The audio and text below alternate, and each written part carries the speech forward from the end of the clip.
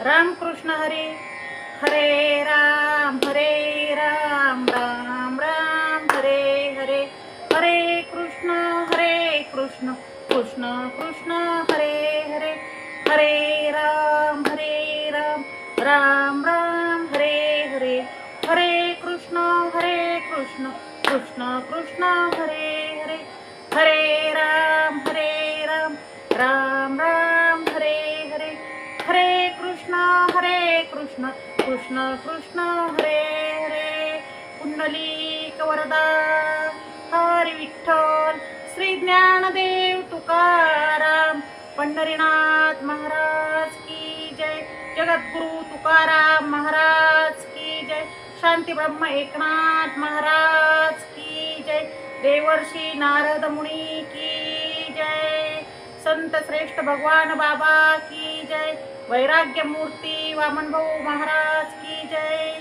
आजन्म वारकरी श्री संत खंडोजी बाबा की जय।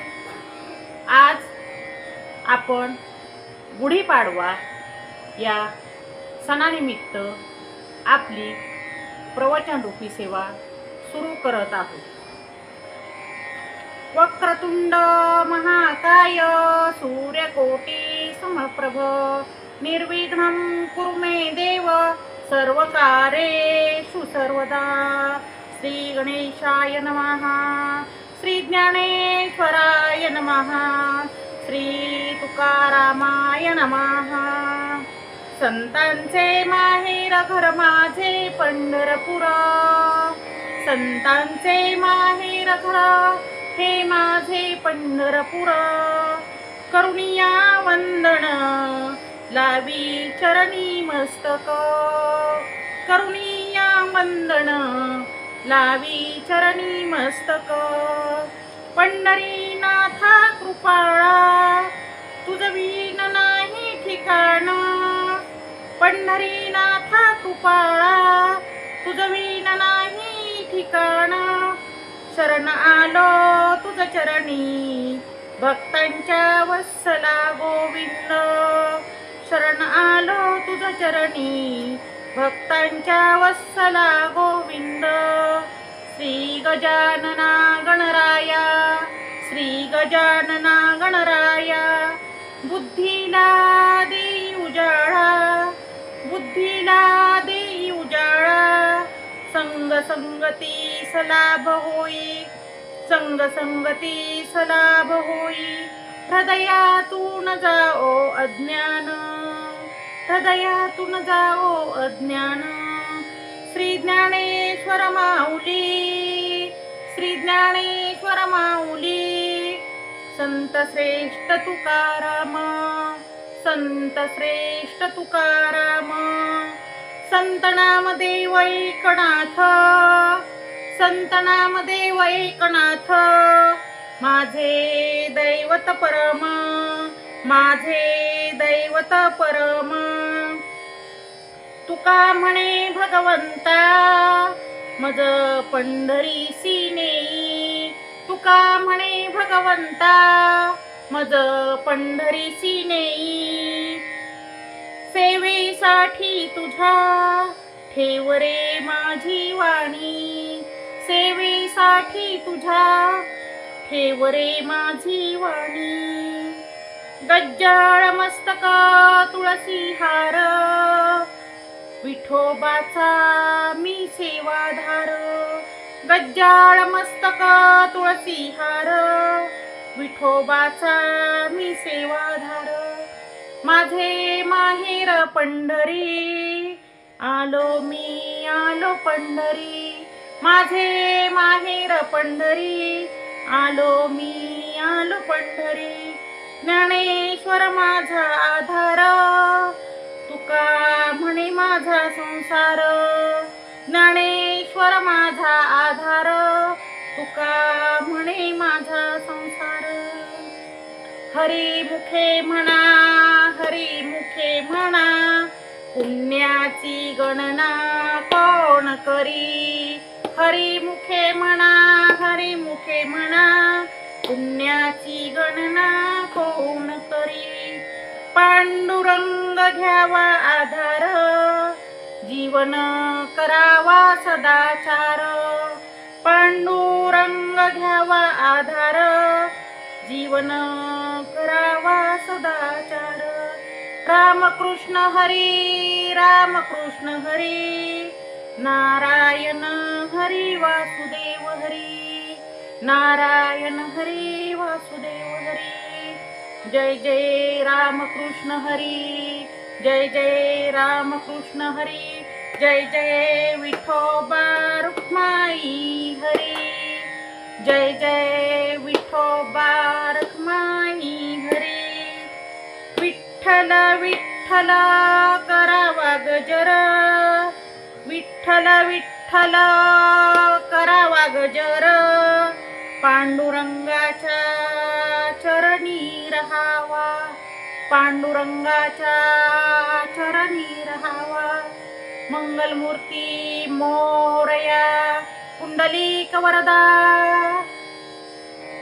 हरी विठ्ठल श्री ज्ञानदेव तुकाराम पंढरीनाथ महाराज की जय. जगद्गुरु तुकाराम महाराज की जय. जय जय रघुवीर समर्थ, जय जय रघुवीर समर्थ. नववर्ष शुभं भवतु, सर्वेषां मंगलं भवतु. नववर्ष शुभं भवतु, सर्वेषां मंगलं भवतु. हे नववर्ष सर्वांना सुखाचे, शांतीचे आणि यशाचे जावो ही परमेश्वर चरणी प्रार्थना करून आपल्या सेवेला प्रारंभ करत आहोत. टाळी वाजवावी, गुढी उभारावी, टाळी वाजवावी, गुढी उभारावी. वाटती चालावी पंढरीची, वाटती चालावी पंढरीची. पंढरीचा हाट कैवल्याची पेठ, पंढरीचा हाट कैवल्याची पेठ. मिळाले चतुष्ट वारकरी, मिळाले चतुष्ट वारकरी. पताकांचे भार मिळाले अपार, पताकांचे भार मिळाले अपार. होतो जय जयकार भीमा तीरी, होतो जय जयकार भीमा तीरी. टाळी वाजवावी, गुढी उभारावी, टाळी वाजवावी, गुढी उभारावी. वाटती चालावी पंढरीची. हरिनाम गर्जता भय नाही चिंता, हरिनाम गर्जता भय नाही चिंता. ऐसे बोले गीता भागवत, ऐसे बोले गीता भागवत. खटनट यावे शुद्ध होऊन जावे, खटनट यावे शुद्ध होऊन जावे. दवंडी पीठे भावे चोखा, दवंडी पीठे भावे चोखा. टाळी वाजवावी, गुढी उभारावी, टाळी वाजवावी, गुढी उभारावी. वाटती चालावी पंढरीची, वाटती चालावी पंढरीची. गुढी उभारावी नामाची, शुद्ध ठेवावी भक्तीची. ज्ञानदेवा मज मार्ग दाखवी, तुका म्हणे कृपा होई. संतांची देवा मजला साथ देई, विठू माझा कैवारी माझा तो देवा. श्री गणेशाय नमः, श्री ज्ञानेश्वराय नमः, श्री तुकारामाय नमः. आजचा आपला अभंग संत चोखोबा यांचा आहे. या अभंगात संत चोखामेळा महाराजांनी सांगितलेलं आहे, टाळी वाजवावी आणि गुढी उभारावी. मग टाळी वाजवावी म्हणजे काय करावे? तर टाळी ही भक्ती रसाचा जागर करते आणि टाळी वाजवणे म्हणजे टाळ वाजवणे, भगवंताचे नामस्मरण करणे. भगवंताचे नामस्मरण करा, हरी हरी गजर करा, हरिपाठ म्हणा, हरिनाम घ्या, म्हणजे टाळी वाजवा, भक्ती रसात नाहून जा, असं संत चोखामेळा यांना म्हणायचं आहे. आपण ज्यावेळी टाळी वाजवतो त्यावेळी आपण आनंदी असतो आणि भक्ती करतो. म्हणजे ज्यावेळी टाळी वाजवली जाते त्यावेळी प्रत्येक जण हा आनंदी असतो. म्हणून सर्वांनी टाळी वाजवा असं संत चोखामेळा महाराज आपल्याला सांगत आहेत. जगद्गुरु श्री संत तुकाराम महाराज म्हणतात, गजर करा रे हरीचा, विसरू नका नामस्मरणाला. गजर करा रे हरीचा, विसरू नका नामस्मरणाला. तुम्ही हरिनामाचा गजर करा आणि विठुरायाचे नाम तुम्ही विसरू नका. तुम्ही रामकृष्ण हरी रामकृष्ण हरी रामकृष्ण हरी जप करा. तुम्ही नामाचा विसर कदापिही पडू देऊ नका. तुम्ही नेहमी नेहमी हरिनामाचा गजर करा. टाळी वाजवावी म्हणजे काय करावं?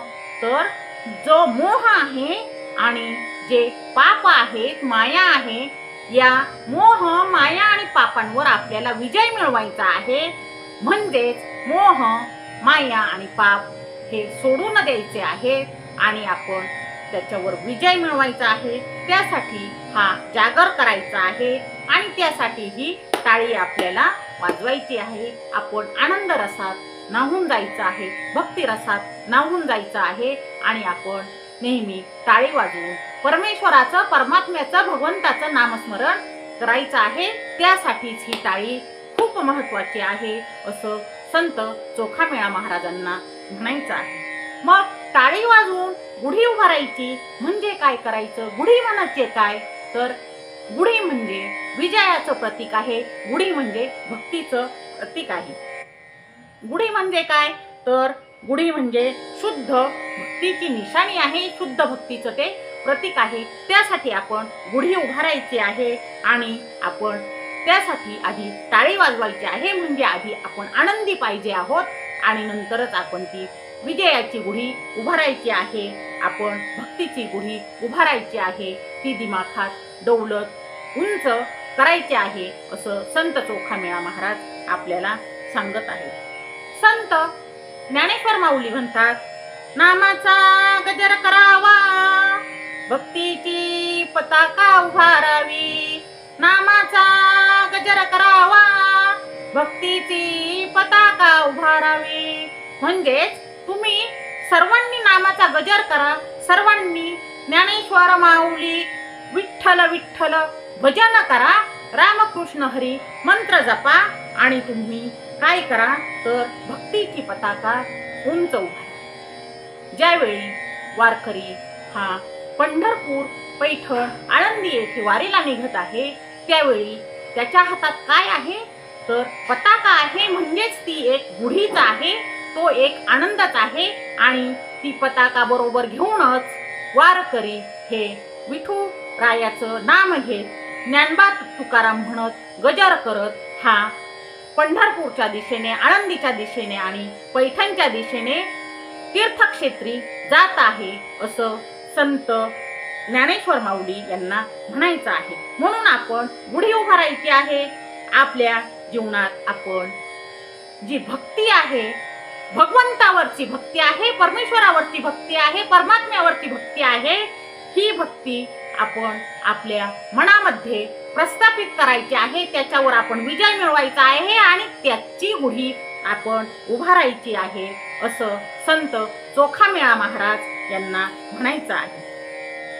वाटती चालावी पंढरीची, पंढरीची वाट चालायची आहे. काय करून? तर गुढी हातात घेऊन आणि टाळी वाजून आपण पंढरीची वाट चालायची आहे. मग आपण पंढरीची वाट चालायची म्हणजे काय करायचं? तर संत ज्या मार्गाने चाललेले आहेत त्या मार्गाने आपण चालायचं आहे, संतांच्या मार्गाने आपण जायचं आहे आणि पंढरीची वाट आपण चालायची आहे.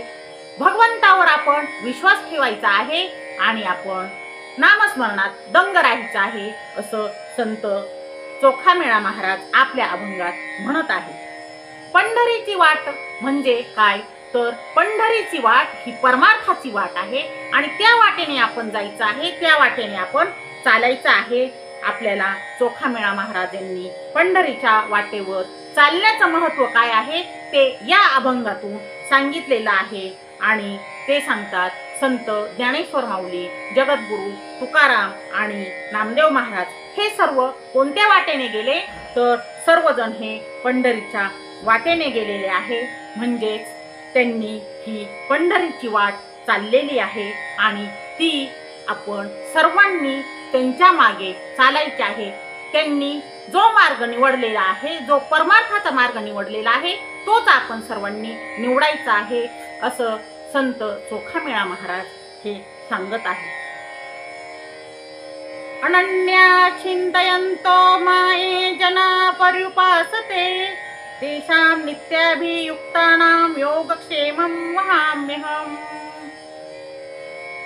श्रीमद भगवद्गीतेमध्ये भगवंत स्वतः सांगत आहेत, 9व्या अध्यायातील 22 क्रमांकाचा श्लोक आहे आणि ते सांगतात की जो माझ्यावर म्हणजेच जो भगवंतावर, परमेश्वरावर, परमात्म्यावर विश्वास ठेवतो त्याचे, त्या भक्ती करणाऱ्याचे रक्षण हा स्वतः भगवंत करत आहे, स्वतः परमेश्वर करत आहे आणि स्वतः पांडुरंग करत आहे, असं आपल्याला गीतेमध्ये भगवंतांनी सांगितलेलं आहे. म्हणून आपण सर्वांनी भक्ती करायची आहे, परमेश्वरावर आपण विश्वास ठेवायचा आहे आणि तो विश्वास डळमळू द्यायचा नाही, असं संत आपल्याला सांगत आहेत. त्यांच्या मार्गावर आपण चालायचं आहे.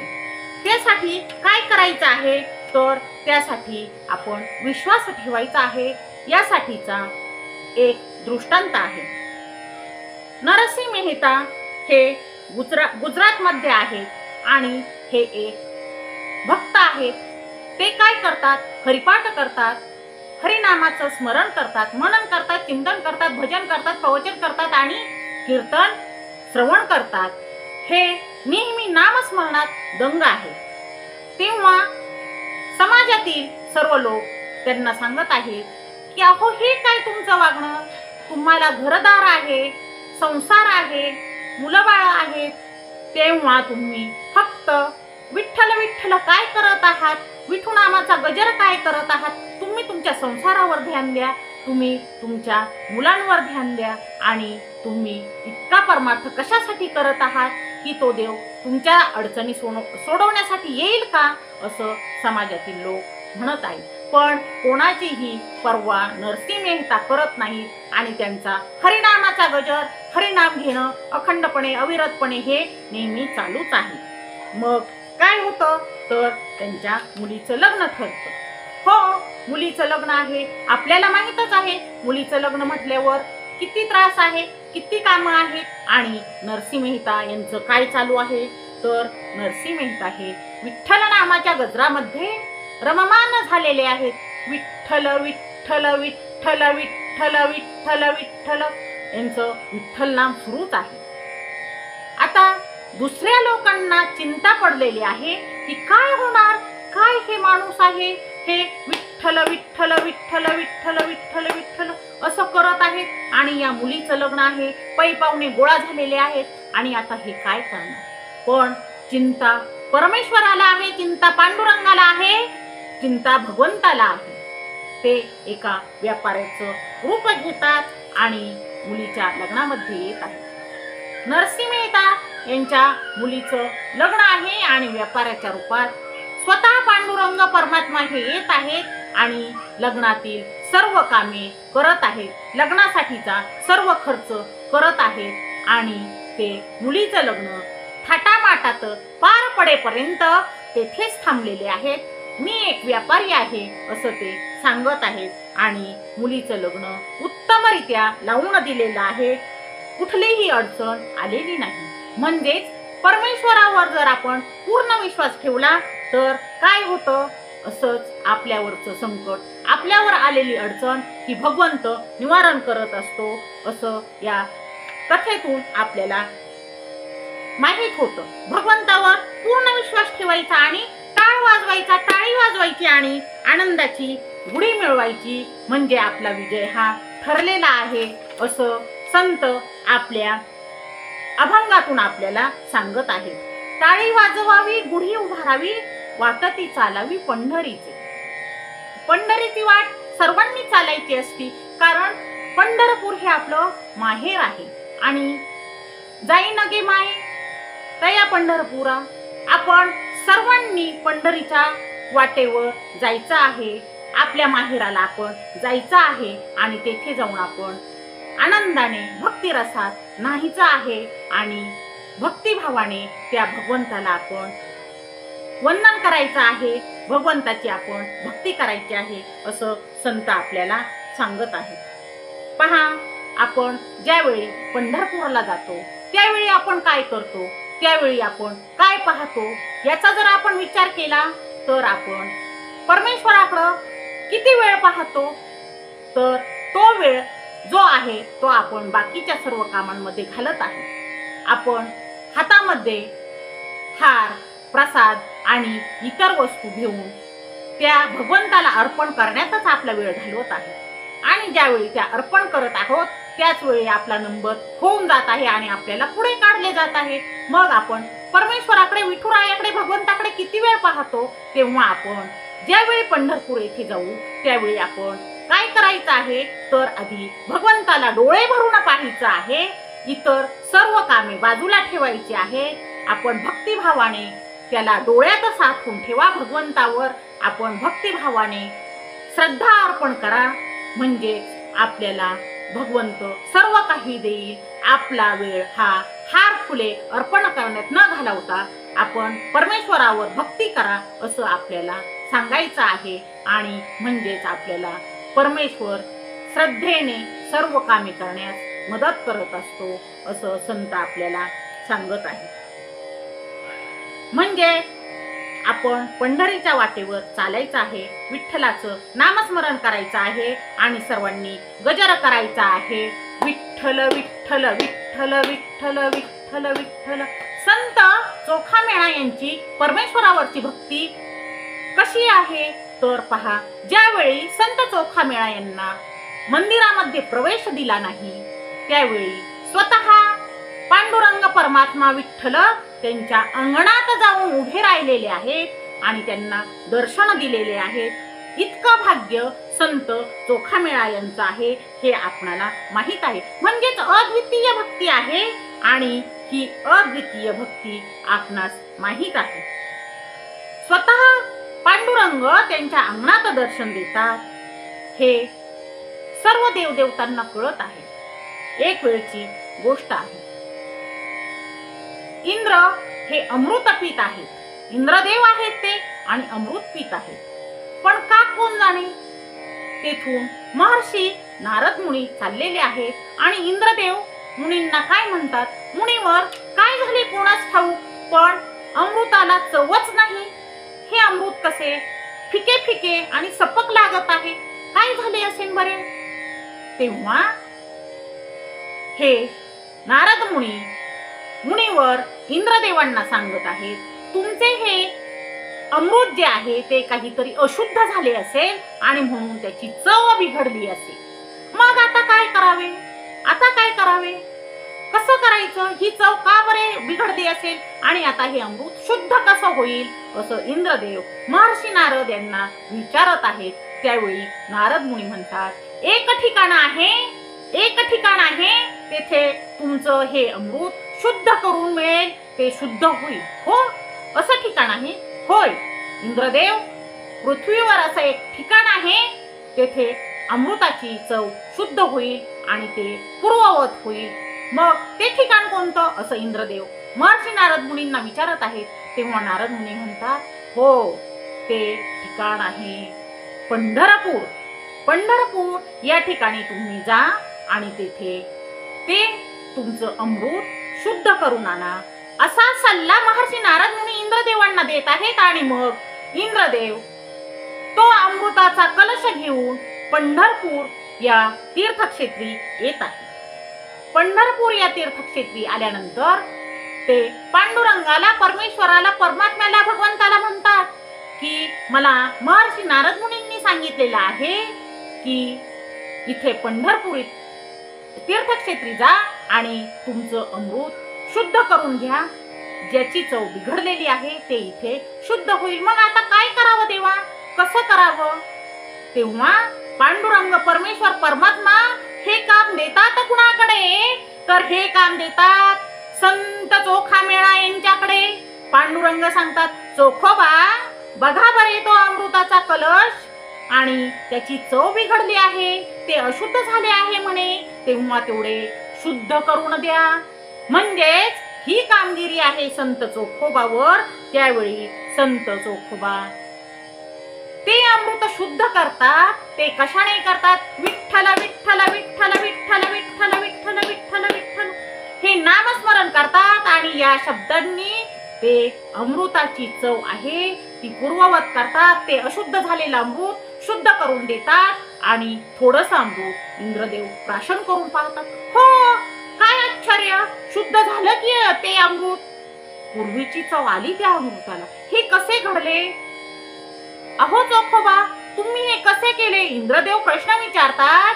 त्यावेळी संत चोखामेळा उत्तर देतात की ही महती आहे नामाची, ही महती आहे हरिनामाची, ही महती आहे विठ्ठलाच्या नामाची. म्हणून सर्वांनी भजन करा. विठ्ठल विठ्ठल विठ्ठल विठ्ठल विठ्ठल विठ्ठल विठोबा रखमाई, विठोबा रखमाई, जय जय विठोबा रखमाई. म्हणजेच जी महती नामाची आहे त्या नामस्मरणामुळे ते अशुद्ध झालेलं अमृत सुद्धा शुद्ध होतं. आणि अशा प्रकारे विठ्ठल नामाचं महत्व आहे. म्हणून आपण सर्वांनी टाळी वाजवून गुढी उभारायची आहे आणि पंढरीच्या वाटेने जाण्याचं महत्व आहे असं सांगितलेलं आहे. जगद्गुरु तुकाराम महाराज हे संदेश देतात. आम्ही भजनी राहू हरीचे, मग पोट भरू आम्हा ठोऱ्याचे.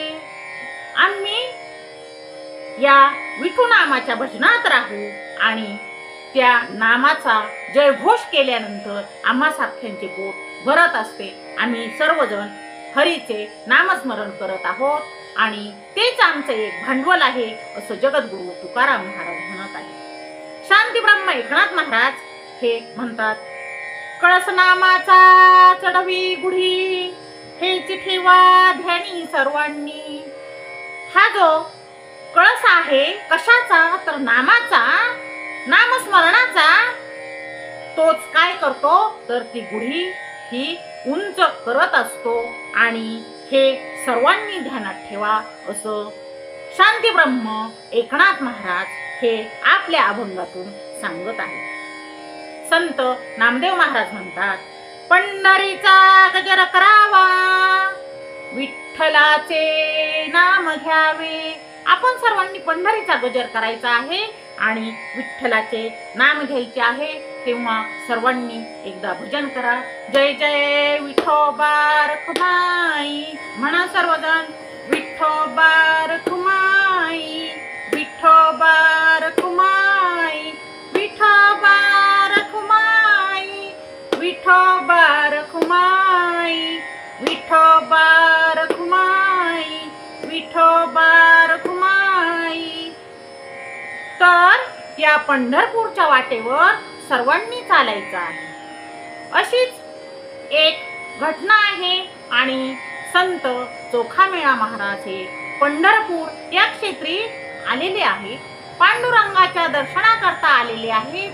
परंतु त्यांना दर्शनासाठी जाऊ दिले नाही. आणि मग पुन्हा मंगळवेढा या ठिकाणी संत चोखामेळा गेलेले आहेत. त्यांची आस लागली पंढरीच्या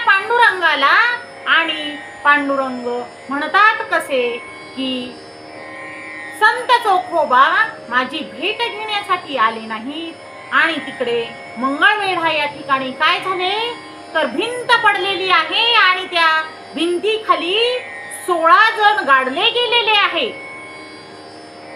हे पांडुरंगाला परमेश्वराला ज्ञात झाले आणि मग ते सांगतायत की माझी आणि संत चोखोबाची भेट झाली नाही. मग आता काय ते तर इहलोकी राहिलेच नाही. मग काय करायचं तर निदान त्यांच्या अस्थी तरी आणा आणि त्या तरी मला भेटवा असं स्वतः पांडुरंग परमात्मा सांगत आहे. तेव्हा परमात्म्याला विचारले किती जण ढिगाऱ्याखाली गेले आहेत तर 16 जण गेलेले आहेत आणि मग त्यातील संत चोखोबांच्या अस्थी आम्ही ओळखणार कशा तुम्हीच सांगा बरे. तेव्हा परमेश्वर परमात्मा भगवंत सांगत आहेत ज्या अस्थींमधून विठ्ठल नामाचा गजर ऐकू येईल त्या अस्थी चोखोबाच्या आहेत असं समजवा आणि निदान त्या अस्थी तरी माझ्यापर्यंत आणा. मला त्यांची भेट घ्यायची आहे असं स्वतः परमेश्वर परमात्मा सांगत आहे. ज्यावेळी अस्थी आणण्यासाठी गेले त्यावेळी खरोखर अस्थी कानाला लावून पाहिल्या तर त्यातून विठू नामाचा गजर येत आहे. त्या अस्थी म्हणत आहेत विठ्ठल विठ्ठल विठ्ठल विठ्ठल विठ्ठल विठ्ठल. अस्थी परमात्म्यापुढे धरलेले आहेत. त्यावेळी आपल्या नयनामधलं नीर त्या अस्थींवर सिंचन केलेलं आहे परमात्म्याने पांडुरंगाने आणि त्या अस्थींना समाधी नामदेव पायरीजवळ दिलेली आहे. असं महात्म्य आहे संत चोखामेळा महाराजांचं. हे असे संत आहेत आणि त्यांची भक्ती परमात्म्यावर आहे, पांडुरंगावर आहे, विठ्ठलावर आहे. तर पहा हे पंढरपूरचं महात्म्य सांगताना काय सांगितलेलं आहे तुम्ही वाराणसी क्षेत्री जा आणि 1 महिना प्रवास करा.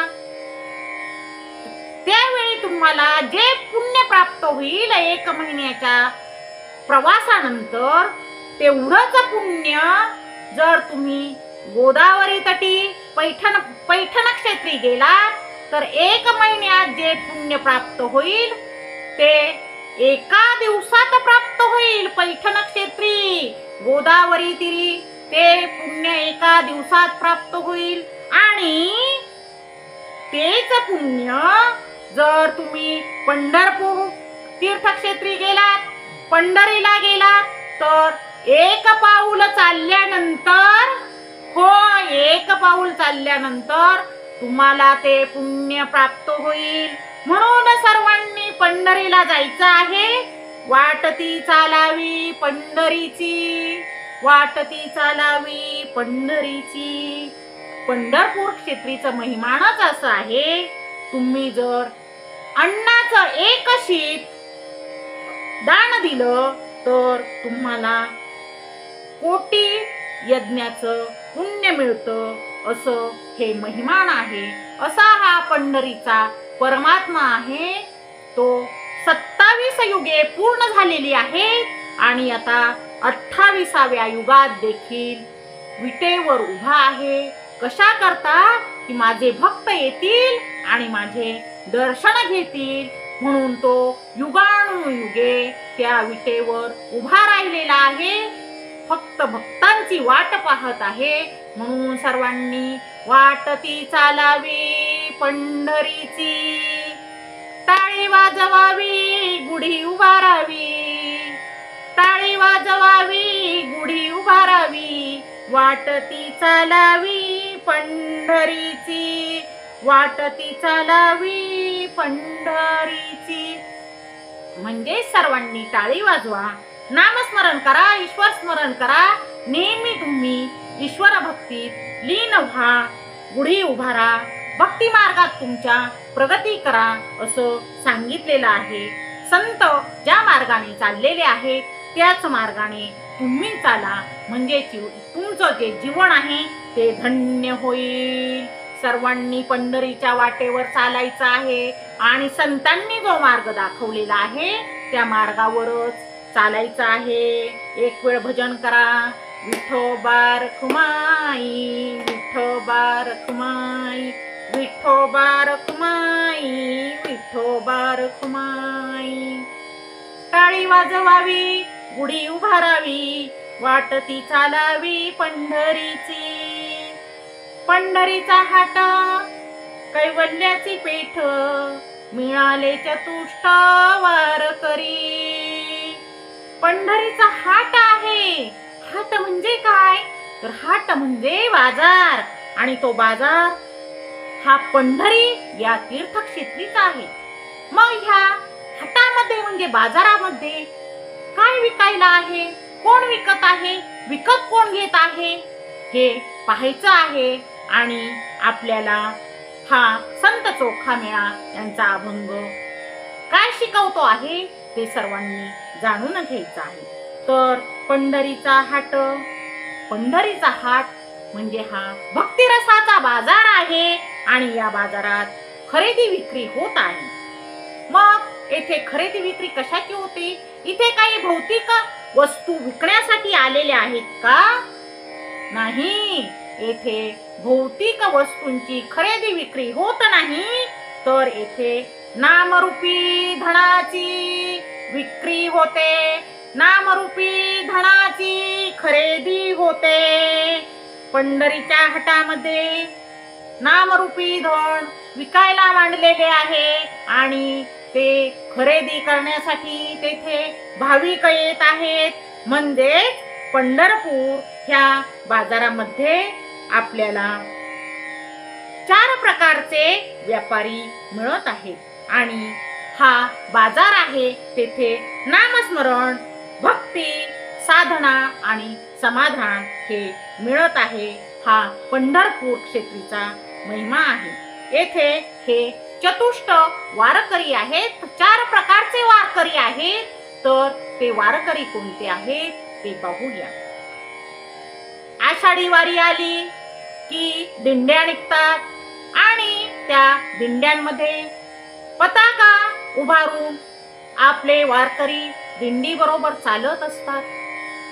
पायी पायी पायी चालत चालत ते पंढरपूर या तीर्थक्षेत्री जातात. म्हणजेच हे वारकरी आहेत. हे जे वारकरी आहेत हे पायी चालणारे वारकरी आहेत. म्हणजे हा झाला एक प्रकार. आता दुसरे वारकरी कोण? तर जे घोडेस्वार आहेत, जे घोड्यावर बसून दिंडीमध्ये जात आहेत, पंढरपूर क्षेत्री जात आहेत, ते झाले दुसरे वारकरी. आता पुढचे वारकरी कोण? तर हत्तीवर बसून जाणारे वारकरी. आणि आणखी वारकरी ते कोणते? तर रथात जाणारे वारकरी. मग रथ म्हणजे काय? तर ज्याला 4 चाक आहेत. 4 चाकाची जी वाहनं आहेत, ज्या वाहनांना चाक आहेत ते सगळे रथच आहेत. होय, येथे फक्त घोड्याचा रथ आहे का? तर नाही. इथे आपलं कोणतंही वाहन असू द्या, जीप असू द्या, कार असू द्या, एसटी असू द्या किंवा कोणतंही वाहन असू द्या, तर ते रथच आहे. म्हणजे या वाहनातून जाणारे सुद्धा कोण आहेत? तर वारकरी आहेत. अशा प्रकारे हे 4 प्रकारचे वारकरी पंढरपूर या क्षेत्री जात आहेत आणि ते तेथे जाऊन काय घेत आहेत? तर ते तेथे जाऊन नामस्मरण, भक्ती, साधना आणि समाधान हे घेत आहेत. या भक्तांना तेथे जाऊन कशाची अपेक्षा आहे, काय घ्यायचं आहे? तर तेथे त्यांना पंढरीच्या पांडुरंगाचं दर्शन घ्यायचं आहे आणि त्याच्या नामस्मरणाचा महिमा गायचा आहे, नामस्मरण करायचं आहे, त्याची भक्ती करायची आहे, परमेश्वराची साधना करायची आहे आणि त्यातून त्यांना काय मिळणार आहे? तर समाधान मिळणार आहे. असे हे 4 प्रकारचे वारकरी पंढरपूर या तीर्थक्षेत्री जात आहे. या पंढरीच्या हाटामध्ये आणि त्या कैवल्याच्या पेठेमध्ये अशा प्रकारचे हे वारकरी जात आहेत आणि ते वारकरी तेथे जाऊन करत आहेत तर तेथे जाऊन परमेश्वराचा महिमा गात आहेत, नामस्मरण करत आहेत, भक्ती करत आहेत, साधना करत आहेत आणि त्यातून त्यांना काय मिळत आहे तर त्यातून त्यांना समाधान मिळत आहे. असा हा पंढरीचा महिमा आहे. म्हणून सर्वांनी या पंढरीच्या हाटामध्ये जायचं आहे. तेथे जो आध्यात्मिक बाजार भरतो आहे त्या बाजारामध्ये जायचं आहे. ह्या हाटात विक्रेते कोण आहेत तर संत, वारकरी आणि गुरुजन हे विक्रेते आहेत आणि खरेदी करणारे भक्त कोण आहेत तर हे साधक आहेत, हरिप्रेमी आहेत, भक्त आहेत. या हाटामधील बाजारामधील माल कोणता आहे तर हरिपाठ, संत संग, नामस्मरण असा माल विकण्यासाठी आहे. या मालाची किंमत काय आहे तर या मालाची किंमत आहे भगवंतावरील श्रद्धा आणि भगवंतावरील प्रेम अशी या मालाची किंमत आहे. म्हणजेच जो भक्त प्रेमाने, श्रद्धेने आणि एकनिष्ठेने नामस्मरण करत आहे तोच या हाटातील खरी संपत्ती मिळवत आहे असं सांगितलेलं आहे. पहा, आता वारकरी असतात आणि या वारकऱ्यांमध्ये सुद्धा दोन प्रकार असतात. एक अंतर्मनाचे वारकरी आणि दुसरे बाह्यमनाचे वारकरी. तर फक्त बाहेरून वरवरचं प्रेम हे परमेश्वरावर नको आहे तर अंतर्मनातून प्रेम करा, अंतर्मनातून भक्ती करा आणि अंतर्मनातून जे भाविक भक्ती करतात तेच योग्य असे वारकरी असतात, तेच योग्य असे वारकरी असतात. श्रीमद भगवत गीतेत भगवंत सांगत आहे, सर्व धर्मान् परित्यज्य मामेवं शरणं व्रज. म्हणजेच संपूर्ण समर्पणाने भगवंताची भक्ती करायची आहे आणि त्या हातातील जी संपत्ती आहे ती मिळवायची आहे. एक वार सर्वांनी भजन करूया. विठोबा रखुमाई, विठोबा रखुमाई, विठोबा रखुमाई, विठोबा रखुमाई, विठोबा रखुमाई. आता कैवल्याची पेठ म्हणजेच काय तर तो एक मोक्षाचा मार्ग आहे आणि त्या पेठेमध्ये मोक्ष मिळतो. अंतिम सत्य म्हणजे ईश्वराची प्राप्ती आहे. हाच कैवल्य आहे. आणि माऊली ज्ञानेश्वर महाराज सांगतात, कैवल्य म्हणजे भगवंताचा साक्षात्कार आहे. आणि पेठ म्हणजे काय आहे तर पेठ म्हणजे एक प्रकारचा बाजारातील वस्तूंचा संग्रह आहे, ती बाजारपेठ आहे असं आपल्याला सांगितलेलं आहे. म्हणजेच कैवल्याची पेठ म्हणजे जिथं मुक्तीचा व्यापार होतो आणि ते ठिकाण आहे पंढरपूर. त्यामुळे सर्वांनी वाट चालायची आहे आणि सर्वांनी पंढरपूर या क्षेत्री जायचं आहे. असाच एक दृष्टांत आहे की संत नामदेव महाराज यांनी विचारलं की पंढरपूर या तीर्थक्षेत्राला इतकं महत्व का आहे. पहा, हे तीर्थक्षेत्र एवढं महत्वाचं का आहे तर असं उत्तर आलं, येथे भगवंत मुक्तीचा व्यापार करतात आणि येथे भक्तांना प्रीतीची रक्कम द्यावी लागते. संत संघाच्या स्वरूपात मोक्षाची संपत्ती मिळवावी लागते. म्हणून जो वारकरी संतांच्या संगतीत राहतो तोच कैवल्याची म्हणजेच मोक्षाची संपत्ती मिळवत असतो. मिळाले चतुष्ट वारकरी म्हणजेच परम संतोष मिळालेला आहे आणि त्यात 4 तत्व सांगितलेली आहेत. संत संगती, नामस्मरण, श्री विठुरायाचे दर्शन आणि भक्ती संपन्न जीवन अशी 4 तत्वे आहेत. संत संगती म्हणजेच संतांचा सहवास आहे नामस्मरण करायचे म्हणजे हरिनाम करा, हरिपाठ, जप, अभंग गायन करा, कीर्तन आणि प्रवचन श्रवण करा, नामस्मरण करा.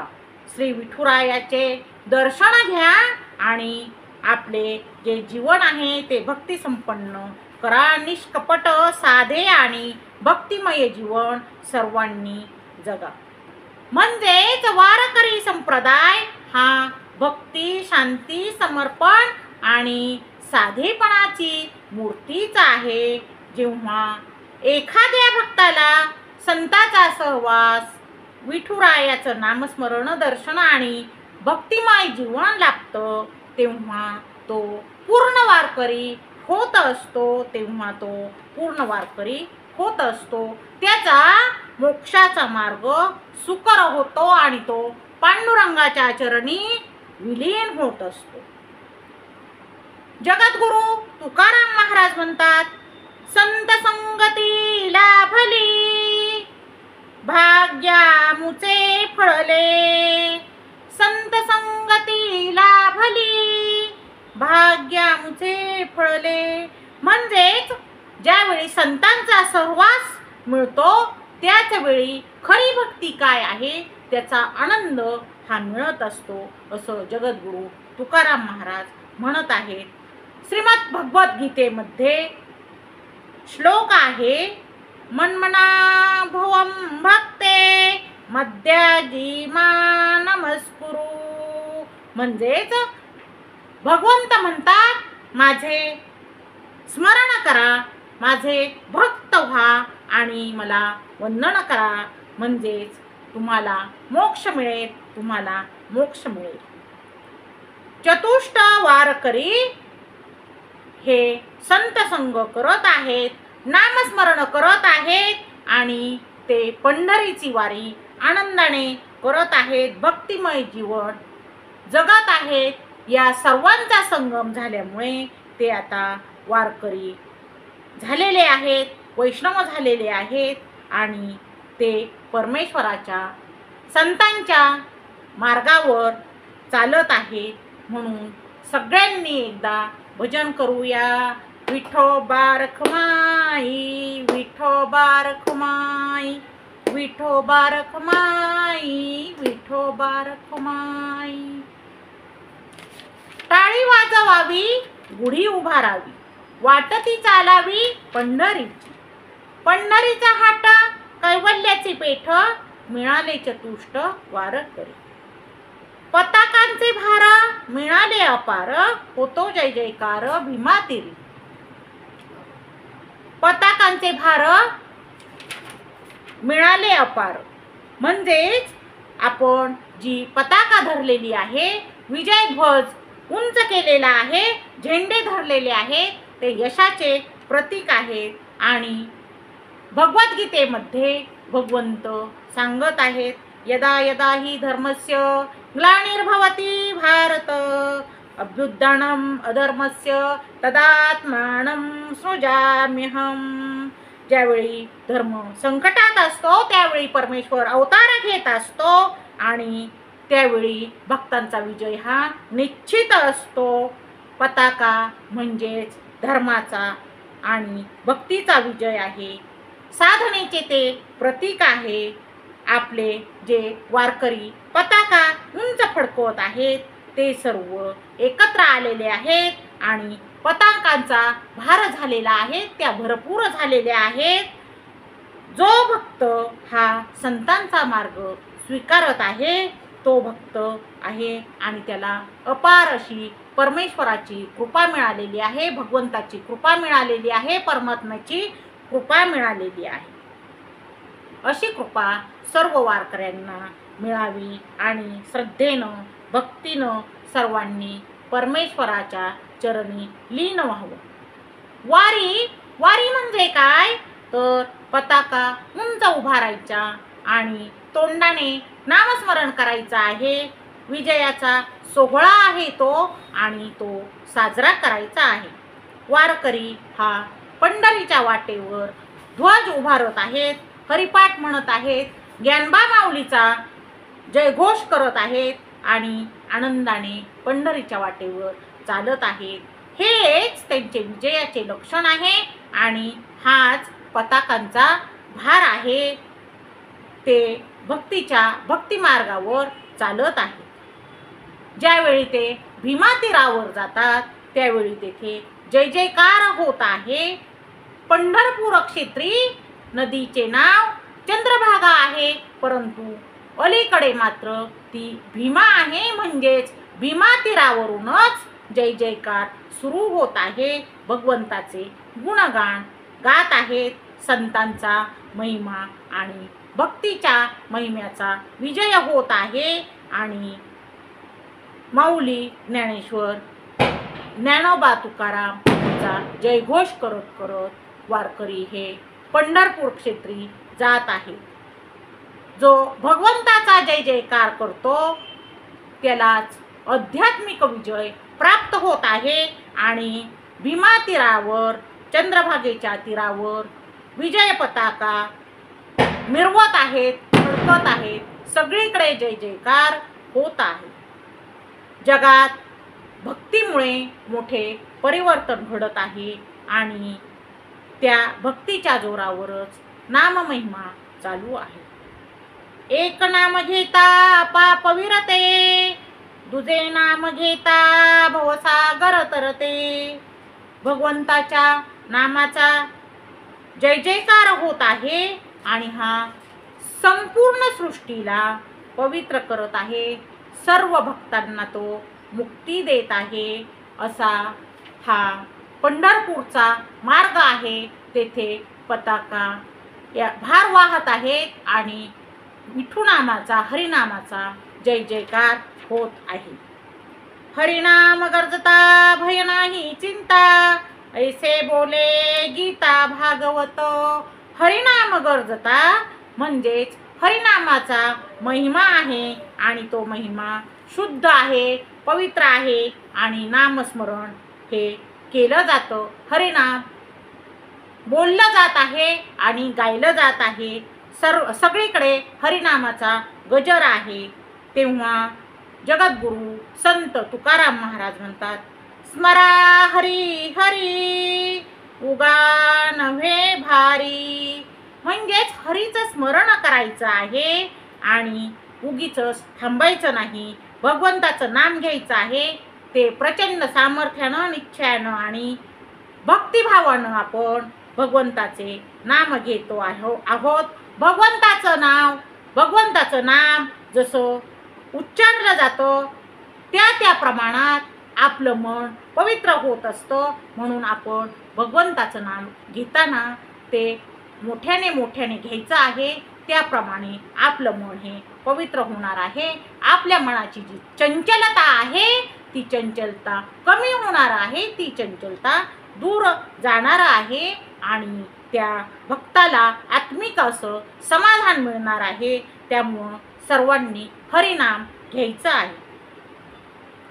श्रीमद भागवतात सांगितलेलं आहे, श्रीकृष्ण कलोदत हरी कीर्तनात. म्हणजेच कलियुगात मोक्षप्राप्तीचे साधन म्हणजे केवळ हरिस्मरण आहे, केवळ हरिस्मरण आहे. त्यामुळे सर्वांनी हरिस्मरण करायचे आहे. सर्वांनी एक वेळ भजन करूया.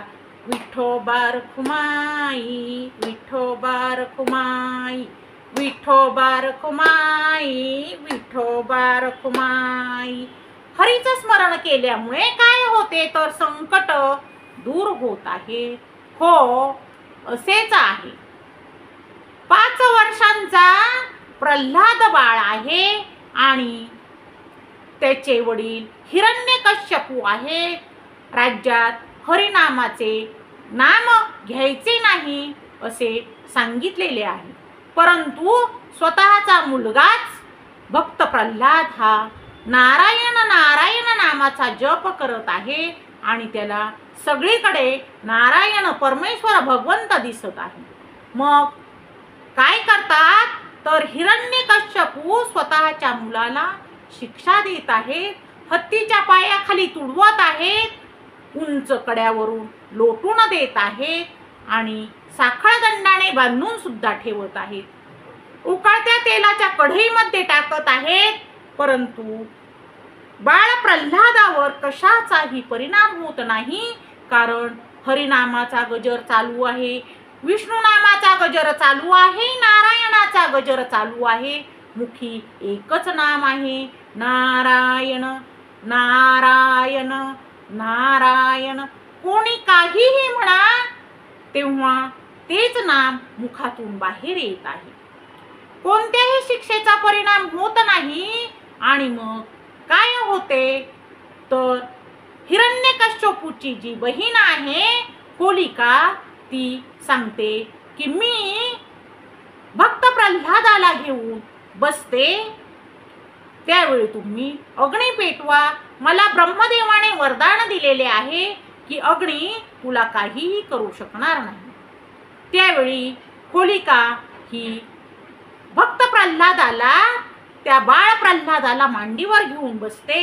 चोहोकडून अग्नी पेटवला जातो आणि भक्त प्रल्हादाचा हरिनामाचा गजर चालू असतो, नामस्मरण चालू असते. होते काय, ज्यावेळी ती आग शांत होते त्यावेळी पाहण्यासाठी सर्व लोक जातात. भक्त प्रल्हाद सुखरूपपणे आगीतून बाहेर येतो आणि होलिका मात्र ही राहिलेली नसते, ती भस्म झालेली असते.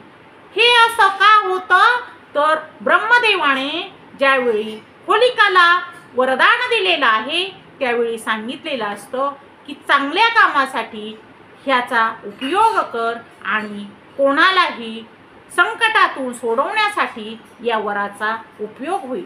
परंतु भक्त प्रल्हाद याला मारण्यासाठी होलिका प्रयत्न करते, म्हणून स्वतःच भस्म होते आणि भक्त प्रल्हाद हा जिवंत राहतो.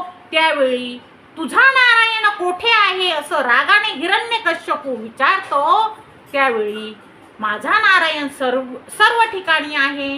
ह्या खांबात आहे का? हो, येथेही आहे. खांबाला लाथ मारली जाते आणि खांब कडाकड मोडून आतून एक भयंकर असा नरसिंह रूप धारण केलेला नारायण येत आहे. त्यावेळी हिरण्यकश्यपू घाबरलेला आहे.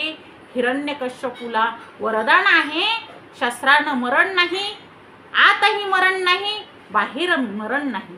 मग अशा वेळी मानवाकडून मरण नाही आणि पशुकडून मरण नाही. अशा वेळी नरसिंह रूपात परमेश्वर अवतार घेऊन हिरण्यकश्यपूचा अंत करतो आणि भक्त बाळ प्रल्हाद याची भक्ती श्रेष्ठ ठरते. असं भगवंताचं नाम सर्वांनी घ्यायचं आहे, सर्वांनी नारायणाचा जप करायचा आहे. भय नाही, चिंता नाही. ज्यावेळी आपण हरिनामाचा गजर करत असतो, नाम घेत असतो, त्यावेळी आपल्याला कशाचाही भय राहत नाही. संत जनाबाई या म्हणतात, पंढरीच्या राया मज भीती नाही काही, पंढरीच्या राया मज भीती नाही काही. तर मला कशाची भीती वाटत नाही. का तर मी माझ्या तोंडात नेहमी विठू नाम आहे, मी विठुरायाचं नेहमी गुणगान गात आहे, म्हणून मला कशाचंही भय वाटत नाही, कशाचीही भीती वाटत नाही. गीतेमध्ये भगवंत सांगत आहे, मच्चिता हा सर्व दुर्गाणी मत्प्रसादात तरिष्यसि. जे माझ्या चिंतनात राहतात ते सर्व संकटे माझ्या कृपेने पार करतात आणि मला चिंता राहत नाही, मला भय राहत नाही. चिंता मिटते आणि कोणत्याही गोष्टीची चिंता राहत नाही, असं भगवद्गीतेमध्ये भगवंत सांगत आहे. जगद्गुरु तुकाराम महाराज हे म्हणतात, आलो नाम्याच्या शरण तोडील तुळशी अरण. मी भगवंताच्या नामाची शरणागती घेतली की सर्व संकटे नाहीशी होतात. महाभारतामध्ये आपल्याला द्रौपदीचं वस्त्रहरण झालं, त्यावेळी काय झालं हे ज्ञात आहे. ज्यावेळी द्रौपदीचं वस्त्रहरण होत होतं त्यावेळी द्रौपदीने आपले पती यांना विनवणी केली की माझं रक्षण करा. पहा, हे दुष्ट माझं वस्त्र हरण करत आहेत. द्रौपदीने पितामह द्रोणाचार्य यांना देखील विनंती केली, परंतु सर्वांनी नजरा खाली घातल्या आणि त्यावेळी द्रौपदीने धावा केला भगवंताचा. कृष्णा धाव बालव करी, संकट पडले मजवरी, आले विघ्न निवारी, कृष्णा धाव बालव करी.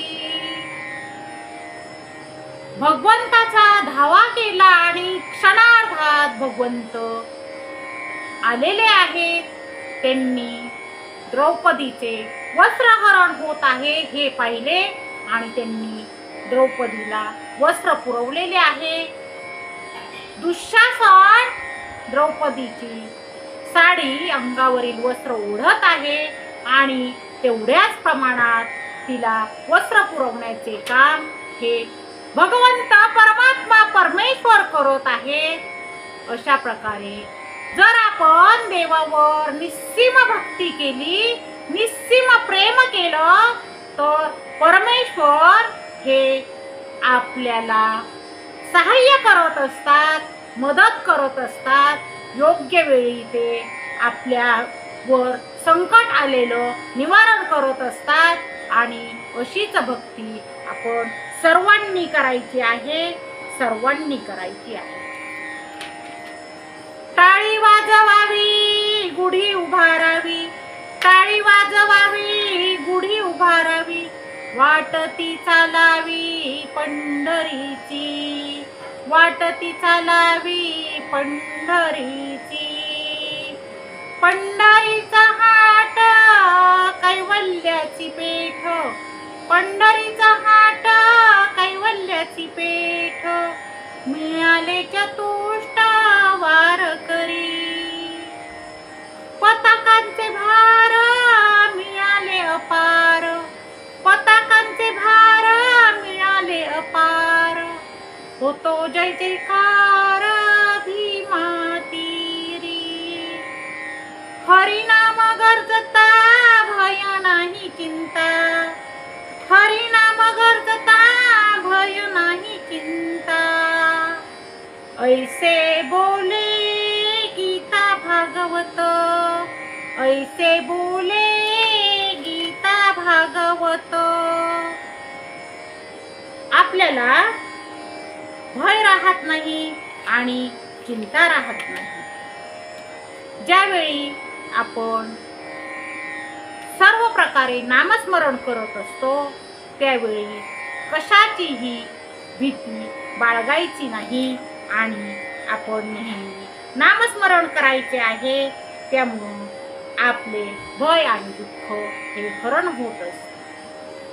अधर्माची अवधी तोडी, दोषांची लिहिली फाडी, सज्जना करवी गुढी, सुखाची उभवी. ज्ञानेश्वर माऊली ग्रंथराज ज्ञानेश्वरी सांगत आहेत की आपण काय करायचं आहे, तर सुखाची आणि गुढी उभारायची आहे, ती सज्जनाच्या हाताने उभारायची आहे.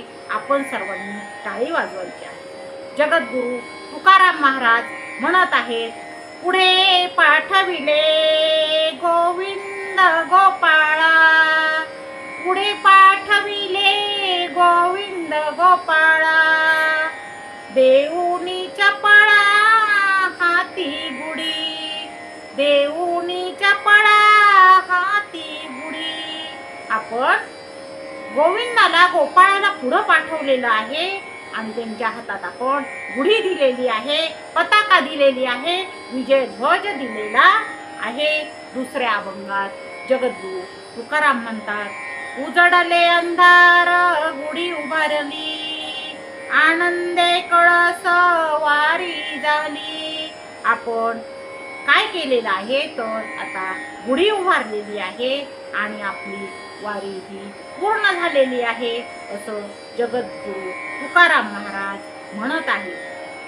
समर्थ रामदास स्वामी काय म्हणतात? काही बोल रे विठ्ठला, काही बोल रे विठ्ठला, मौन वेश का धरिला, मौन वेश का धरिला, काय मागतो गाठोडी, काय मागतो गाठोडी, बोलसी ना धरिली गुढी. अरे विठ्ठला आमच्या बरोबर बोल, मौन राहू नको. आम्ही काही तुझ्याकडे गाठोडी मागणार नाही, आमच्या विजयाची गुढी आम्हाला धरायची आहे असं समर्थ रामदास स्वामी म्हणत आहे. तेव्हा सर्वांनी टाळी वाजवून गुढी उभारायची आहे आणि संत नामदेव महाराज काय म्हणतात? गुढी उभी राही द्वारी, नामस्मरणे माझी संजीवनी, गुढी उभी राही द्वारी, नामस्मरणे माझी संजीवनी. आपण हृदयात हरिनामाची गुढी उभी करूया आणि परमेश्वराचं नामस्मरण चिंतन हीच संजीवनी आहे. गुढी म्हणजे विजयाचं आणि समृद्धीचं प्रतीक आहे आणि म्हणून आपण सर्वांनी गुढी उभी करायची आहे. तर हरिनाम गरजता भय नाही चिंता, ऐसे बोले गीता भागवत. भगवत गीतेमध्ये भगवंत 18व्या अध्यायात 66 क्रमांकाच्या श्लोकात सांगत आहे. सर्व धर्मान् परित्यज्य मामेकं शरणं व्रज, अहं त्वा सर्व पापेभ्यो मोक्षयिष्यामि मा शुचा. सर्व धर्म आणि चिंता बाजूला ठेव आणि तू काय कर तर तू मला शरण ये, मग मी तुला मुक्त करीन असं भगवंत परमात्मा परमेश्वर हे सांगत आहे. श्रीमद भागवत गीतातील संदर्भ आहे. कलेर दोष निधे राजन अस्ति ह्यक महान गुणा, कीर्तना देव कृष्णस्य मुक्त संग परम व्रजेत. म्हणजे हे कलियुग आहे आणि या कलियुगामध्ये सर्व दोषच आहे. मग गुण नाही का तर हो आहे, एक गुण आहे आणि तो गुण फक्त कृष्णाचे कीर्तन करणे, परमेश्वराचे कीर्तन करणे, भजन करणे आणि प्रवचन करणे हा आहे. तरच आपल्याला मोक्ष मिळेल, तरच आपल्याला मुक्ती मिळेल असे श्रीमद भागवतामध्ये वर्णन केलेले आहे. तर ज्यावेळी भगवंताने अर्जुनाला ज्ञान दिलेलं आहे त्यावेळी ते ज्ञान ऐकून अर्जुनाची जी मती आहे, बुद्धी आहे ती नष्ट झाली आहे की मी आता युद्ध करणारच नाही, माझ्या अपस्वकीयांबरोबर मी युद्ध कसे करू, हे जे अर्जुनाच्या मनात आले होते ते नष्ट झालेले आहे. आणि अर्जुनाने परमेश्वराची श्रीकृष्णाची शरणागती पत्करलेली आहे आणि तो आपले जे कार्य आहे ते करण्यासाठी तयार झालेला आहे. परमेश्वर हा भक्ताला सहाय्यच करत असतो याविषयीचा एक दृष्टांत आहे. संत नामदेव महाराज आहे आणि त्यांना सुलतानाने अटक केलेली आहे, तुरुंगात टाकलेला आहे, कोठडीत टाकलेला आहे. परंतु संत नामदेवावर काहीही परिणाम झाला नाही. त्यांचं नामस्मरण चालू आहे, त्यांचं नाम घेणं चालू आहे, भजन चालू आहे, हरिनाम चालू आहे. विठ्ठल विठ्ठल विठ्ठल विठ्ठल विठ्ठल विठ्ठल विठ्ठल विठ्ठल. सुलतान अनेक प्रश्न विचारत आहे परंतु संत नामदेवांचं काय चालू आहे? विठ्ठल विठ्ठल नामस्मरण अखंड चालू आहे. तेव्हा तो सुलतान स्वतःच काय करत आहे? स्वतःच येतो आणि संत नामदेवांना मुक्त करतो. म्हणजेच ज्यावेळी नामस्मरण चालू आहे त्यावेळी नामस्मरणामुळे संत नामदेव यांची सुटका झालेली आहे, मुक्तता झालेली आहे. नामस्मरण हे सर्व संकटावर प्रभावी असं औषध आहे, प्रभावी असा उपाय आहे. म्हणून नामस्मरणाला तितकं महत्त्व आलेलं आहे. शरणागती हे एक साधन आहे, नामस्मरण हा एक उपाय आहे आणि संतांची शिकवण आपण लक्षात घ्यायची आहे. हरिपाठ करा, हरिनाम घ्या आणि आपण आपली जी चिंता आहे ती तेथे संपवूया. आपल्याला त्यातून समाधान मिळायला हवं, यासाठी आपण संतांची शिकवण ही अंमलात आणायची आहे, आचरणात आणायची आहे. खटनट यावे, शुद्ध होऊन जावे. खटनट म्हणजे जे दुष्ट आहेत आणि जे कलाकार आहेत, नाटकी आहेत. खट म्हणजे दुष्ट, नट म्हणजे कलाकार, नाटकी. मग ह्या दुष्टांनी पण यायचं आणि नाटकी कलाकारांनी सुद्धा यायचं आहे आणि त्यांनी नामस्मरण करायचे आहे आणि आपलं अंतःकरण, आपलं मन हे शुद्ध करून जायचं आहे. असं पुढच्या ओळींमध्ये, चरणामध्ये संत चोखामेळा हे सांगत आहे. माणसाने जीवनात आलेल्या संकटांना घाबरायचं नाही.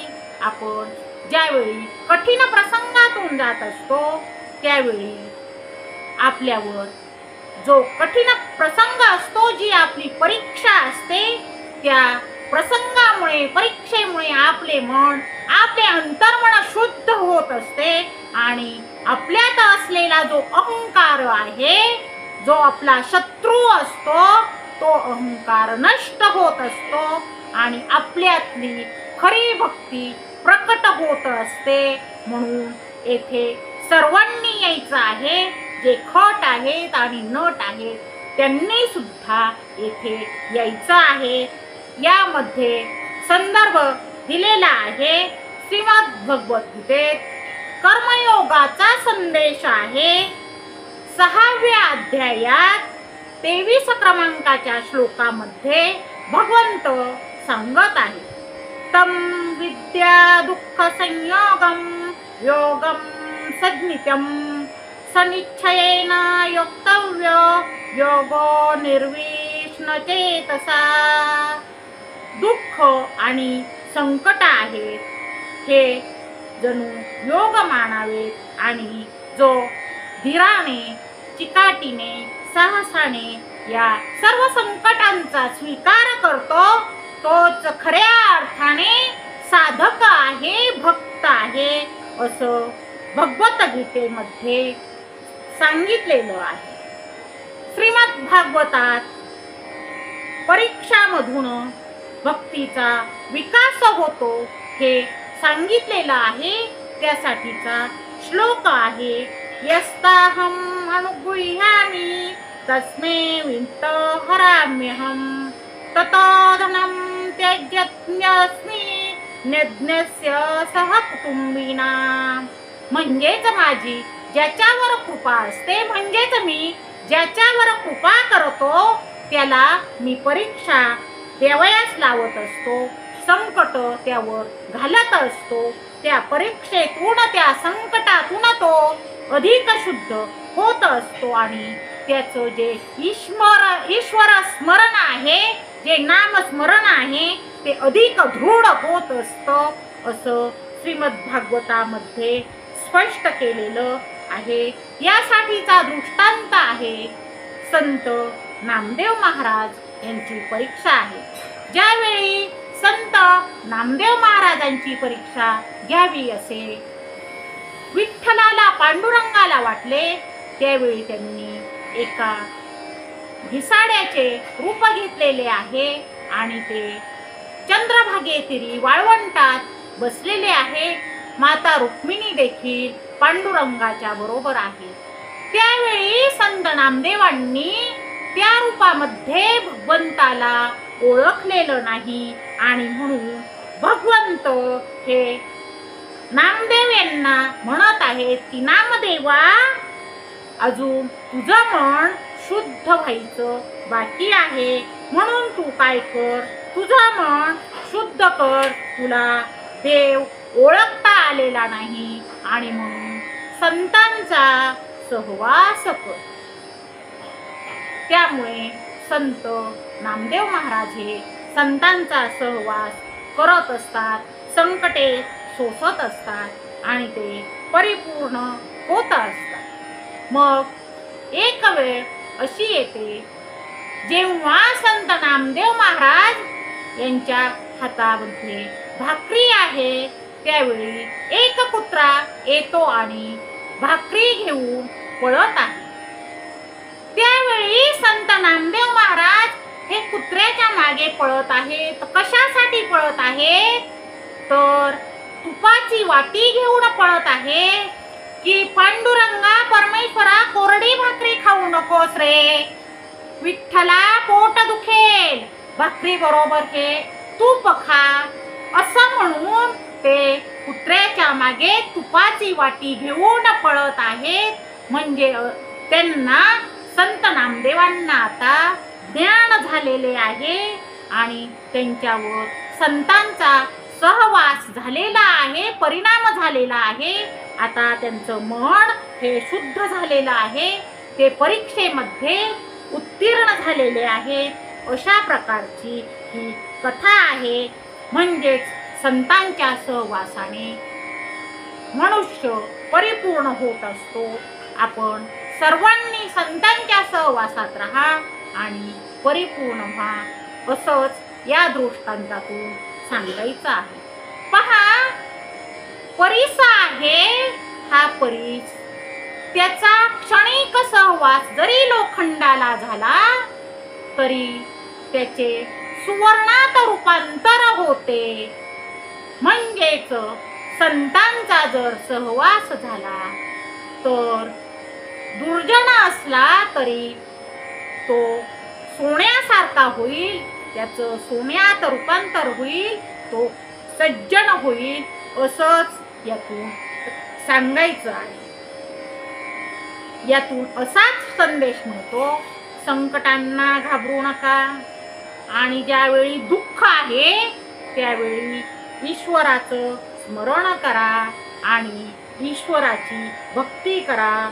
धीराने पुढे जा आणि तुम्ही श्रद्धेने पुढे जा.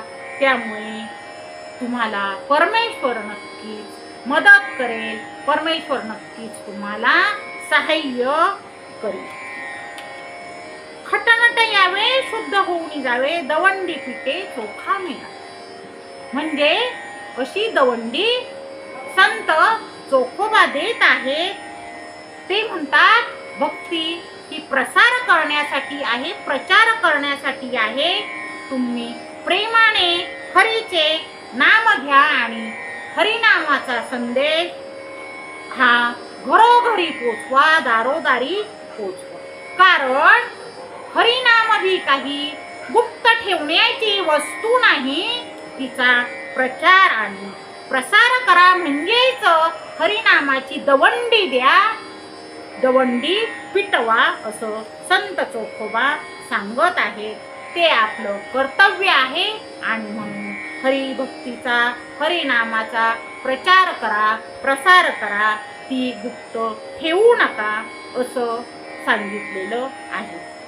श्रीमद भगवद्गीतेमध्ये भक्तियोगामध्ये 18व्या अध्यायात 58 क्रमांकाच्या श्लोकामध्ये सांगितलेलं आहे, मच्चित्ताः सर्व दुर्गाणि मत्प्रसादात् तरिष्यसि अयचेत्वमहंकारान्न श्रोष्यसि विनङ्गष्यसि. म्हणजेच जो भक्तीचा, परमेश्वराच्या नामाचा प्रसार करतो, प्रचार करतो, तो संकटांना हरवत असतो, संकटांवर मात करत असतो. आणि म्हणून आपण भक्तीचा प्रसार करूया, भक्ती नामाचा प्रचार करूया.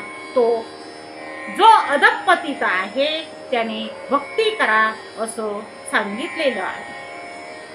श्रीमद भागवतामध्ये नामस्मरणाचा प्रचार करा असं सांगितलेलं आहे. कलेर दोष निधे राजन अस्ति हेक्को महान गुण कीर्तनादेव कृष्णस्य मुक्त संग परम व्रजेत. म्हणजे हरिनामाचा जागर करा, नाम महिमा सगळीकडे पसरवा आणि आपण सर्वांनी हरीचं स्मरण करा असं सांगितलेलं आहे. आपल्याला माहिती आहे जगद्गुरु तुकाराम महाराज यांच्या गाथा आणि अभंग ह्या इंद्रायणीमध्ये बुडवलेल्या होत्या, परंतु त्या परमेश्वराच्या भक्तीमुळे परत मिळालेल्या आहेत, त्या इंद्रायणीमध्ये तरंगलेल्या आहेत. म्हणून आपण हरिनामाचा प्रचार करा, भगवंताच्या नामाचा प्रसार करा, दवंडी पिटवा असं सांगितलेलं आहे. टाळी वाजवावी, गुढी उभारावी, वाटती चालावी पंढरीची. पंढरीचा हाठ कैवल्याची पेठ, मिळाले चतुष्ट वारकरी. पताकांचे भार मिळाले अपार, होतो जय जयकार भीमा तीरी. हरिनाम गर्जता भय नाही चिंता, ऐसे बोले गीता भागवत. खटनट यावे शुद्ध होऊन जावे, दवंडी पीठे भावे चोखा. अशा प्रकारे या संत चोखा मेळा यांच्या अभंगावर आपण टाळी वाजवावी आणि गुढी उभारावी हे सांगितलेलं आहे. मग आता गुढीपाडवा या सणाविषयी आपण थोडीशी माहिती घेऊया. गुढीपाडवा हा चैत्र शुद्ध प्रतिपदा या दिवशी आपण साजरा करत असतो. 3.5 मुहूर्त आहे, त्यापैकीचा हा एक मुहूर्त आहे. दुसरा मुहूर्त विजयादशमी म्हणजेच दसरा. तिसरा मुहूर्त दिवाळीचा पाडवा म्हणजेच बलिप्रतिपदा. आणि अर्धा मुहूर्त हा अक्षय तृतीया. असे हे 3.5 मुहूर्त आहेत आणि या 3.5 मुहूर्तातील हा एक मुहूर्त आहे, म्हणून तो आपला सण आहे, उत्सव आहे. मग या दिवशी काय झालेले आहे तर या दिवशी महादेव आणि पार्वती यांचे लग्न जमलेले आहे. हो, त्यांचे लग्न झालेले नाही. महादेव पार्वती यांचा विवाह हा अक्षय तृतीयेच्या दिवशी झालेला आहे, परंतु तो ठरला केव्हा तर चैत्र शुद्ध प्रतिपदा या शुभ मुहूर्तावर तो ठरलेला आहे. आणि म्हणून या पाडव्याला एक महत्त्व आहे. तेव्हा हा जो शुभ मुहूर्त आहे तो सण म्हणून आपण साजरा करायला हवा. दुसरे असे की विष्णूने मत्स्य रूप धारण केलेले आहे आणि शंकासुराचा या दिवशी वध केलेला आहे, म्हणून या दिवसाला एक अनन्यसाधारण असे महत्त्व आलेले आहे. आता गुढीपाडवा या दिवशी ब्रह्मदेवांनी सृष्टीची निर्मितीही केलेली आहे. ब्रह्मदेवाने सृष्टीचा आरंभ केलेला आहे. 1,08,53,128 वर्षांपूर्वी. होय, रविवारी गुढीपाडवा म्हणजे चैत्र शुद्ध प्रतिपदा या दिवशी ब्रह्मदेवाने सृष्टीचा आरंभ केलेला आहे. त्या दिवशी रविवारच होता. पहा, आजही तोच शुभ वार आहे, रविवार आहे, चैत्र शुद्ध प्रतिपदा या दिवशी गुढीपाडवा आलेला आहे. आणि या दिवशी आपण काय करायचं आहे ब्रह्मदेवाने सृष्टीचा आरंभ केला त्या दिवसाचं स्मरण करायचं आहे. हा एक सुवर्ण योग आहे.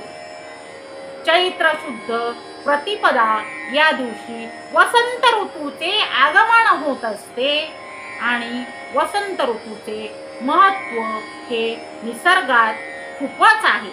या दिवशी वसंत ऋतू सुरू होतो. सर्व सृष्टी आनंदित होते. सर्व पशुपक्ष्यांना आनंद होत आहे आणि सगळीकडे पक्ष्यांचे मधुर स्वर ऐकू येत आहे. शेतकऱ्यांना सुद्धा आनंद होत आहे. अशा या वसंत ऋतूचं दुसरं नाव आहे कुसुमाक. या ऋतूचा आरंभ याच दिवशी होत आहे. 2055 वर्षापूर्वी विक्रमादित्य यांनी हिंदवी स्वराज्य स्थापन केलेलं आहे आणि याच दिवशी विक्रम संवत सुरू झालेला आहे. म्हणून सुद्धा या दिवसाला, या गुढीपाडव्याला एक प्रकारे महत्त्व प्राप्त झालेलं आहे. आपल्याला ज्ञात आहे की ज्यावेळी कौरव आणि पांडव यांचे युद्ध झाले त्यावेळी कौरवांचा नाश झालेला आहे आणि युद्ध हे पांडवांनी जिंकलेले आहे. पांडवांमध्ये ज्येष्ठ बंधू युधिष्ठिर यांना राज्याभिषेक झाला. तो दिवसही चैत्र शुद्ध प्रतिपदा म्हणजेच गुढीपाडवा हा आहे आणि म्हणून हा आपण सण उत्सव म्हणून साजरा केला पाहिजे. महर्षी दयानंद सरस्वती यांनी आर्य समाजाची स्थापना केलेली आहे आणि तो दिवसही आहे चैत्र शुद्ध प्रतिपदा म्हणजे गुढीपाडवा. आपल्याला ज्ञात आहे ऋषी दधीची यांनी देव कार्याकरता अस्थिदान दिलेलं आहे आणि तो दिवसही आहे चैत्र शुद्ध प्रतिपदा. या दिवसापासूनच देवीचे नवरात्र सुरू होते आणि म्हणून चैत्र शुद्ध प्रतिपदा म्हणजेच गुढीपाडवा या दिवसाला खूपच महत्त्व आहे, खूपच महत्त्व आहे. आता आणखी एक त्रेतायुगातील उदाहरण आहे आणि त्यावेळी श्री रामचंद्र प्रभू आणि रावण यांचे युद्ध झालेले आहे. श्री रामचंद्र प्रभू वनवासाला गेलेले आहेत. त्यांनी 14 वर्ष वनवास काढलेला आहे. तिकडे भयंकर असे युद्ध झालेले आहे आणि वनवास संपल्यानंतर श्री रामचंद्र प्रभू हे अयोध्येला परत येत आहेत, परत आलेले आहेत. तो दिवस आहे चैत्र शुद्ध प्रतिपदा म्हणजेच गुढीपाडवा हा दिवस आहे. श्री रामचंद्र प्रभू यांचा विजय दर्शवणारा सांगणारा एक श्लोक आहे. श्री रामचंद्र कृपालू भजमन हरण भव भय दारुणम. श्री रामचंद्र प्रभू हे कृपाळू आहे आणि त्यांच्या नामस्मरणाने सर्वांचे दुःख, भय आणि संकट ही नाश होत असतात. त्यामुळे आपण सर्वांनी श्रीरामाचे स्मरण करायचे आहे. आपण सर्वांनी रामचंद्र प्रभूंच्या नावाचा जय जयकार करायचा आहे. अशा प्रकारे आपण गुढीपाडवा या सणाविषयी आणि संत चोखामेळा यांच्या टाळी वाजवावी, गुढी उभारावी, वाटती चालावी पंढरीची या अभंगाचे विवेचन केलेले आहे. मग यामध्ये आपण काय शिकलो किंवा आपल्याला काय शिकायचे आहे हे लक्षात आले का? तर आपण भक्तीचा उत्सव साजरा करायचा आहे असं संत चोखामेळा भक्तांना सांगत आहे. ते म्हणतात विठुरायाच्या प्रेमात तुम्ही नाचा आणि ईश्वराच्या भक्तीचा प्रचार करा, प्रसार करा आणि विजयाची गुढी उभारा. गुढी म्हणजे काही संपत्ती आणि सत्ता नाही, तर भक्ती आणि सत्य आहे. त्यामुळे आपण गुढी उभारायची आहे. काय करायचे आहे? टाळी वाजवायची आहे, आनंद व्यक्त करायचा आहे आणि आपण हरिनामाचा गजर करायचा आहे. आपण परमेश्वरावर भक्ती करा, हरिनाम घ्या आणि पंढरीच्या रस्त्यावर चाला. जोपर्यंत आपण भक्तीची गुढी उभारत नाही तोपर्यंत आपली उन्नती होणार नाही. म्हणून आपण सर्वांनी भक्ती करा, भक्तीची गुढी उभारा आणि भक्ती जोपासा, असं संत चोखामेळा सांगत आहे. परमेश्वराचे नामस्मरण करा, रामकृष्ण हरी नावाचा जय जयकार करा, भक्ती मार्गावर टिकून राहा, हरिनाम हृदयात ठेवा, असं संत चोखामेळा सांगत आहे. आपण सर्वांनी भक्ती करा आणि हात जोडून प्रार्थना करा. आता आम्ही हात जोडून प्रार्थना करीत, विठोबा आम्हाला दाखवा भक्तीचा मार्ग, संतांच्या वाणीत आम्ही चालू दे, आमच्या जीवनात सद्भक्ती रुजू दे. म्हणून आपण टाळी वाजवायची आहे आणि गुढी उभारायची आहे. सर्वांनी जय जय रामकृष्ण हरी, जय जय रामकृष्ण हरी म्हणायचं आहे, टाळी वाजवायची आहे आणि गुढी उभारायची आहे.